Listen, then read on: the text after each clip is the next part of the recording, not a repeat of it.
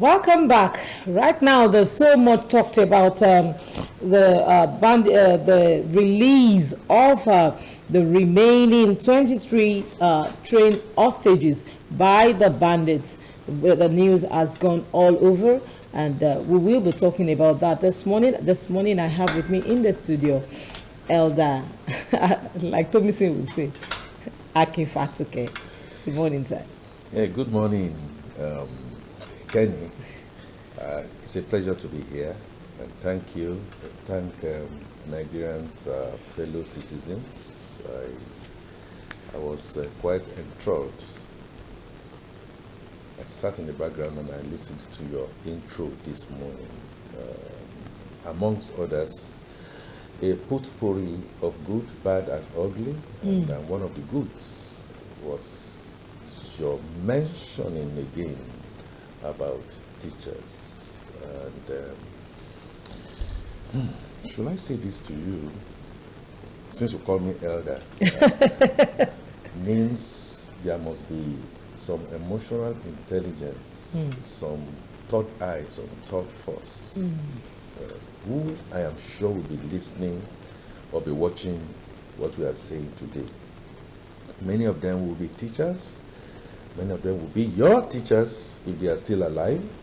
Many of them will be not necessarily your teachers, but who you have decided to put a smile on their faces by your very kind intro, that they are not supposed to be the forgotten heroes and heroines of our transformation. Education becomes, starts with transformation. And I join you also as point of contact to recognize my teachers, our teachers, back in the day in Baptist Academy, Obanikoro, Lagos, founded 1855. And for your information, one of them is 96 already, as I speak with you. His name is Deacon Pa Emmanuel Oyerinde. He was elated and glad that we remembered him yesterday. Another one is Pa Anjorin Ohu, all right? And he said to me yesterday that back in the day, our principal of blessed memory, Dr. Adegbite, would introduce fellow teachers. Listen to this. We introduce fellow teachers to the Ministry of Education. I will say, for instance, here you meet Mr. ABC. He teaches geography and mathematics. Here you meet Mrs. ABC, as in this case, Mrs. Glorestein Agbola. She teaches English, but she's an anthropologist and a sociologist, a black American, and that came to the shores of Nigeria to come and give the best of her education. Here you meet Pa Ewedemi. He happens to have been the first housemaster that we had when Baptist Academy moved from Oil Mill Street to Obanikoro. I have said this, and there are so many others in all the legacy schools that we have in Nigeria, some public schools, teachers who have paid their dues. I recognize Mrs. Glorestein Agbola, the black American. She's sitting down in California as I speak. She celebrated her 85th birthday. To every one of them. To all teachers that has taught us, all teachers that have molded us, all teachers that has mentored us. I join you and MITV to say kudos to you. We are proud that you have mentored us, and we will not, despite all the things that we see in Nigeria, we will not let down our guard. I will not let down the bar. Cheers. All right. Since you have mentioned teachers, quickly let's talk about what we have in the paper about teachers now. 2 years after federal government yet to implement teachers' new salary package. It says it's developing verifiable database for all teachers, and NUT is calling for implementation of a minimum wage, increase budgetary allocation, and reps are also seeking better remuneration for them. Well, what we have is that the federal government is saying that implementation is awaiting conclusion of consultations with state governments and the National Assembly. What would you say about all of this? Well, what I will say, therefore, is that planlessness begins with a mindset not to plan or to work on false data. The issue surrounding lack of data is one of the Achilles heel of Nigeria, be it on teachers' case that we are looking at, be it on our medical, be it on our education, be it on our births and deaths. Everything rises and falls with the lack of data print to measure what we wish to manage. And I think it's a big shame that up till now, we don't know who are ghost workers. We are not able to measure amongst our teachers those who are gone and those who are using their names, fraudulently to continue to fleece on government. So it goes back to one of the things that my teachers have taught me, and that is to be ever ready, to go back to the drawing boards. Let's know who we are. Let's do a very good population census devoid of politics. Let's know our age bracket so that we can plan for all avenues that come our way. Now we are talking about teachers.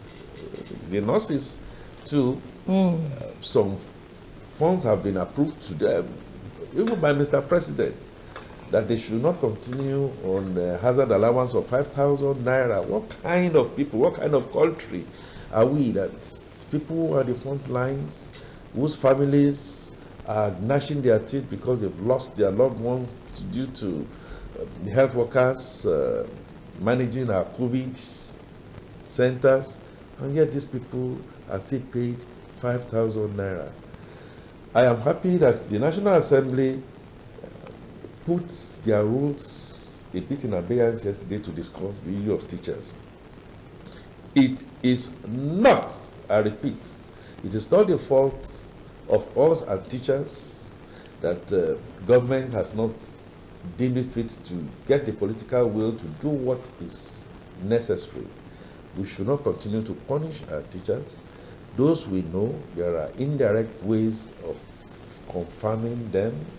I also know that there are many that we know they are supposed to be paid their pensions, and their pensions are not being paid because some people are sitting on it. As I speak with you, I know what those are allegations, though. Oh, they are allegations that they are true. I lost one. She died being a secondary school principal. I've said it on different fora, and her pension has not been paid because they say she has to come and show her face. Fair enough. And she became bedridden, and she wrote something to government, please help me and stuff like that. But you know what our bureaucracy is. She died, we have buried her.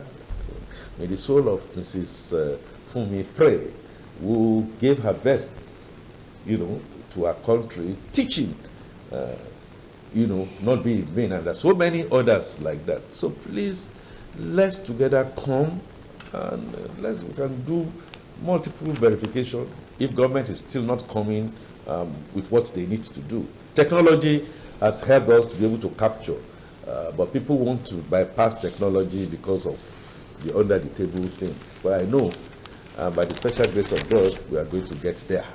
Okay, let's talk about the abducted Kaduna train passengers that were released, and families. I'm sure that they at least they can now have a sigh of relief, and so many things to say about all of this. Let's start from their release. I say their release. to their immediate families, and those who are not of their immediate families but who have the empathy. You don't have to be a mother for you to have an empathy to be a mother. Yes. You don't have to be a father to have an empathy to be a father. You don't have to be a close family member for you to feel like the missionaries felt one way or the other, even though they came with the sword and the Bible and the Quran, to decide that they are going to sympathize with you. I am happy for their families that these 23 have now finally been released. Kudos and congratulations. I am unhappy because I know so many things went down the drain, including many of them selling their kitchenware, their commonwealth, to pay ransom, even though government says that does not happen. Yes. Nobody trusts, nobody believes government. I am also very unhappy that this, since February 28th of this year, and up till now, March. I think, is it March? March. Okay, March. Okay. I feel personally pained that we have run a country so much aground that even the non-state actors. I was in one of your studios, radio station, when a call was made to Sheikh Igumi, and I confronted him. I think he was surprised. I confronted him, and if you went to Ahmadu Bello University in Zaria, I also happen to have gone to Ahmadu Bello University in Zaria. A lot of the things that we see, I'm afraid, he was talking about carrot and stick. Yes, I understand carrot and sticks. That's part of the things we learned in our political science. We had the best and best of them. Professor then, Dr. Ibrahim Gambari, was in FAS, Faculty of Social Sciences at that time. Former President Yaradua was in chemistry. The likes of the likes of the professor, who was always talking about Nigeria. His name just went off my head. Orientation. I was in geography, and I said, if we all came through this, I can't, for the lack of me, understand what your role is. And he interrupted me on that radio reel and said, but maybe you don't understand. I said, I'm not sure that coming from the school of political science back in the day in Ahmadu Bello University, you can say that to me. You shouldn't say that to me, because that is not true. Everything is opaque. Why are you doing what you are doing? On what grounds? And what have you? So that again is a low point for me. Now, will this happen again? I do not know if this will happen or not happen, but in likelihood that if we don't close our flanks and then do what is needful, we may find ourselves, because now a lucrative business, government has to wake up. We all have to be one another brother's keeper. We must shun political affiliations. We must continue to lead and do well for all manners of men. Congratulations again.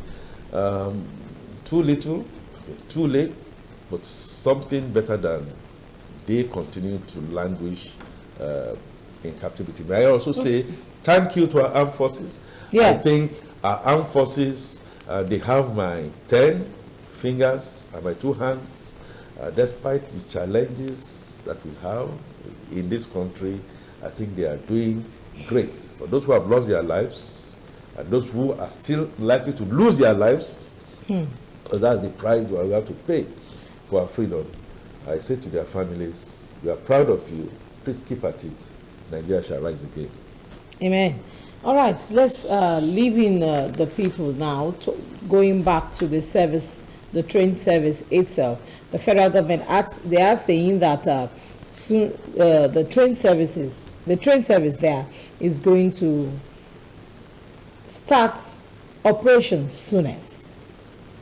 Now, my question now is, do you think it is a step in the right direction? Do you feel from all that we have heard all that the federal government, the assurances and all the security gadgets that the federal government has promised Nigerians that has been put in place and will also be put in place, do you think it is right time so soon for the service to just come alive again? Also considering the fact that the nation is losing so much. Kenny, it will continually be wrong time if you don't plan, if you don't govern. I am from corporate Nigeria. We've had mishaps, happened countless of times on oil installations and rigs, even in the downstream. What we do is that what are the lessons learned? How do we prevent this from happening again? Exactly. So over the years, we don't get into a tableau rasa, do a clean slate and just say it's forgotten, it will not happen again. Like our planes falling, keeps on falling, and you keep on wondering, what are some of the lessons learned? What are the OIMS, Operations Integrity Management System? Those in the oil industry will understand that. Is what has been deployed to ensure that you don't have planes falling from the sky all of the time. And if it does, the incident investigation report will tell you what needs to be done. And then in the project management proper itself, I can tell you for free, you go ask that while this was being envisioned and was being put in place, there are Nigerians and they are first-rate, first-class, not just in Nigeria, outside Nigeria. They are what you call risk managers. They will tell you, have you put this in place? Have you done that? Have you taken care? Should in case you do a lot of scenarios, should this happen, what should you do? You do emergency drill. Supposing something comes all the way from Ukraine to come hit your trains, what will you be doing? Now, if you have not put that in place, then it will always continue to be a wrong time. And it is so wrong, apart from lives, which is costly. You mentioned it about the resources. You've borrowed a lot of monies that our children will keep on paying. And the more you don't sweat these assets, you don't use this, you don't utilize this asset because of your incompetence or because of your lack of looking the other side when things should not happen, it doesn't have to be. Kenny, I can say it on national television that it can take just 5 days, maybe that's an exaggeration, it can take just 10 days of putting the right people in the right place, look at the structure, not necessarily now you have to spend money, look at it very, very critically, get all the stakeholders together. You see, the right of way of that, there are people living in there. Have you done your stakeholder mapping? They are the ones that will always know if something is going to happen. And they are the ones that will be your ambassadors and trust avenue. But they don't trust you. They just think that you are something else. So a lot of some of these things needs to be put in place. On balance, therefore, I've just told you that in 10 days, we can do what needs to be done. If you go to the Nigerian Railway, you will find people who will be able to tell you certain things, maybe at a minuscule amount of money, and then we can begin to run our rails together. Project management in our country has not been proactive. It's just sometimes, maybe for political reasons, just one bang, get in there, and then the thing gets disrupted, and then you just be looking like Lookman.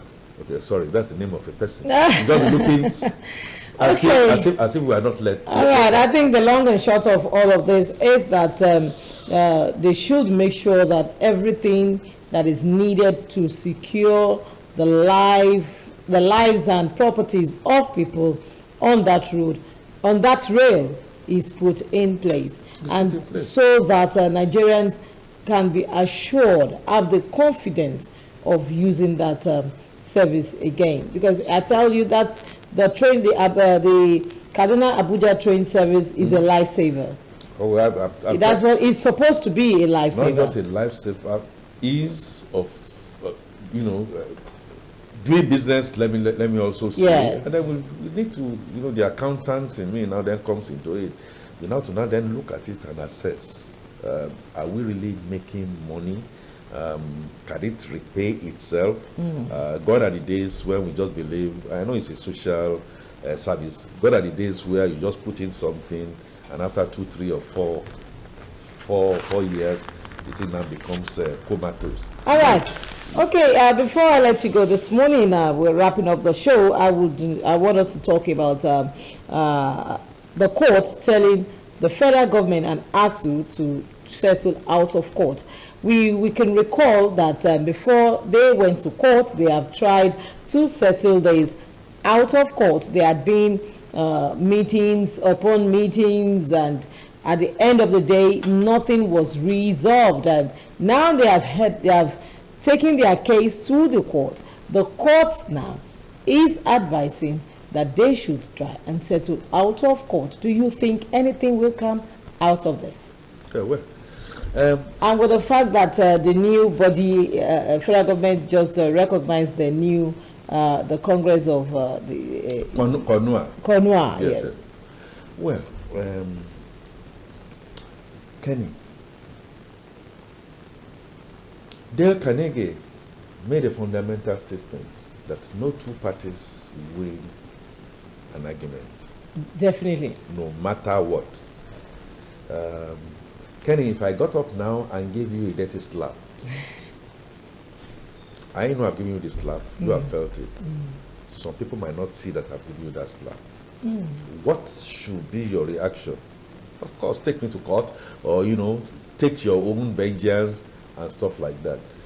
But if after a space of time, it came to your knowledge that I did that not at a mentally stable person,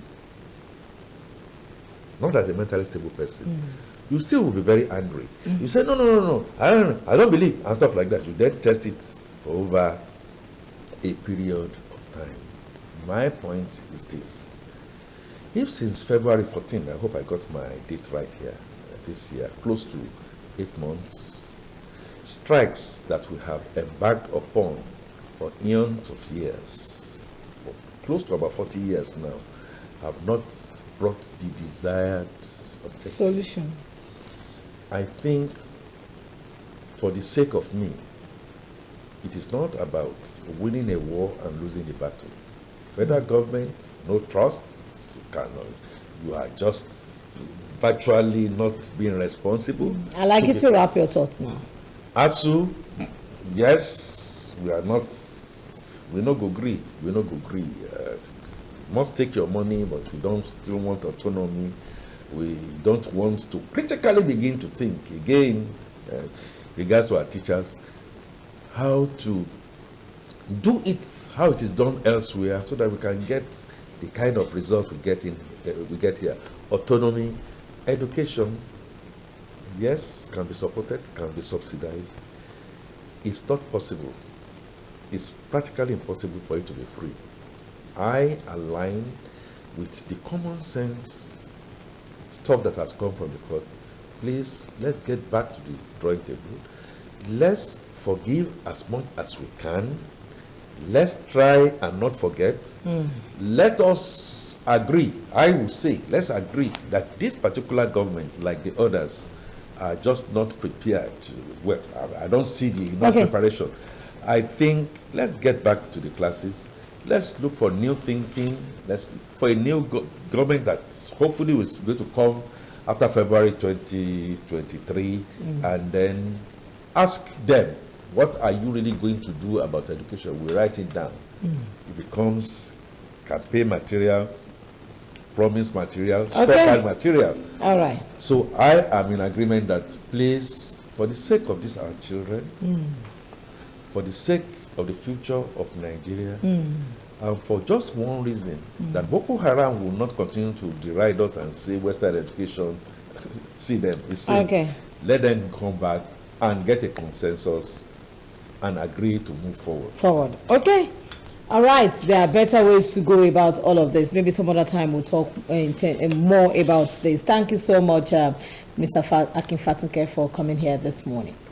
Thank you very, very much, Madam Kenny. Because you recognize teachers, you are going to grow old. Thank you. You are going to grow good old age. Thank you. Children and your wards will support you. Thank you and so support much. your Bumper Breakfast and MITV and the rest of us. Thank you. Thank you so much. That's why we call it a wrap on the show this morning. Till we come your way, same time, same station, same show tomorrow morning. Bumper Breakfast continues tomorrow morning. My name is Yinka Kenny. See you tomorrow. Bye-bye.